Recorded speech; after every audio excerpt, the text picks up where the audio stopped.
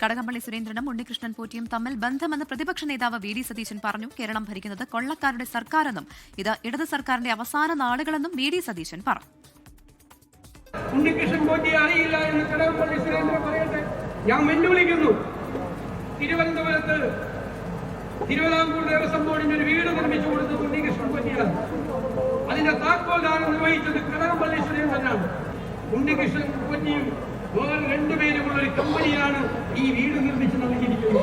എന്നിട്ട് മന്ത്രി കടകംപള്ളി സുരേന്ദ്രൻ പറയുകയാണ്, 4ാമത്തെ പങ്കാളി ഈ കമ്പനിയുടെ സ്വാമി അയ്യപ്പനാണ്. അയ്യപ്പന് കിട്ടിയ പണമാണ് ഇവിടെ വീട് നിർമ്മിക്കാൻ കൊടുത്തിരിക്കുന്നത്. അത്രയും വലിയ അയ്യപ്പ ഭക്തനാണ് ഉണ്ണികൃഷ്ണൻ പോറ്റി.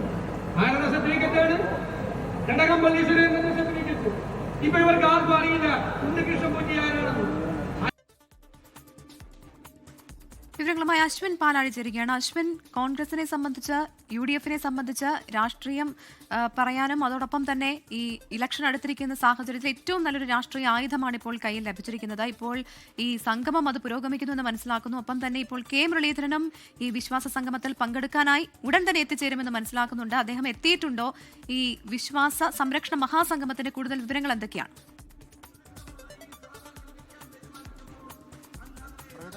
സൂചിപ്പിച്ചതുപോലെ UDF-നെ സംബന്ധിച്ച് വലിയ രാഷ്ട്രീയ പ്രാധാന്യമുള്ള, രാഷ്ട്രീയ മണ്ഡലത്തിൽ വലിയ സ്വാധീനം ചെലുത്താനാവുന്ന ഒരു പരിപാടി തന്നെയാണ് ഇപ്പോൾ നടന്നുകൊണ്ടിരിക്കുന്നത്. കഴിഞ്ഞ പല ദിവസങ്ങളിലായി കേരളത്തിന്റെ 4 മേഖലകളിൽ നിന്ന് എത്തിയ വിശ്വാസ സംരക്ഷണ ജാഥകളാണ് ഇന്നലെ ചെങ്ങന്നൂരിൽ സംഗമിച്ചത്. അതിനുശേഷമുള്ള സമാപന യോഗം അതൊരു കാൽനട യാത്രയായി 7 കിലോമീറ്ററോളം സഞ്ചരിച്ചാണ് നമ്മളിപ്പോൾ കാണുന്ന ഈ മൈതാനത്തേക്ക് എത്തിയത്. ആയിരക്കണക്കിന് ജനങ്ങളാണ്, രാഷ്ട്രീയ കോൺഗ്രസിന്റെ കൂടെയുള്ള ആളുകൾ ഉൾപ്പെടെ ആയിരക്കണക്കിന് ആളുകളാണ് ഇന്ന് ഈ പരിപാടിയുടെ ഭാഗമായി എത്തിയത്. മറ്റൊരു രാഷ്ട്രീയ കൗതുകം കോൺഗ്രസുമായി ഈ പുനഃസംഘടന KPCC പുനഃസംഘടനയുമായി ബന്ധപ്പെട്ട് അല്പം ഇടഞ്ഞു നിൽക്കുന്ന കെ മുരളീധരന്റെ ഈ പരിപാടിയിലേക്കുള്ള വരവാണ്. അദ്ദേഹം ഇന്നലെ സമാപന യോഗത്തിൽ പങ്കെടുത്ത ശേഷം ഇവിടെ നിന്ന് ഗുരുവായൂരിലേക്ക് പോയിരുന്നു. പിന്നീട് ഇന്ന് ഇവിടേക്ക് തിരികെ വരില്ല എന്നുള്ളതായിരുന്നു അദ്ദേഹത്തിന്റെ അടുത്ത വൃത്തങ്ങൾ പറഞ്ഞത്. അത് ഈ പുനഃസംഘടനയുമായി ബന്ധപ്പെട്ട അതൃപ്തിയാണ് അതിന് കാരണമെന്നും പുറത്തു വന്ന വിവരങ്ങൾ വ്യക്തമാക്കുന്നുണ്ട്. പക്ഷേ അല്പസമയത്തിനുള്ള അദ്ദേഹം ഈ വേദിയിലേക്ക് എത്തും എന്നുള്ളതാണ് ശ്രദ്ധാകേന്ദ്രം.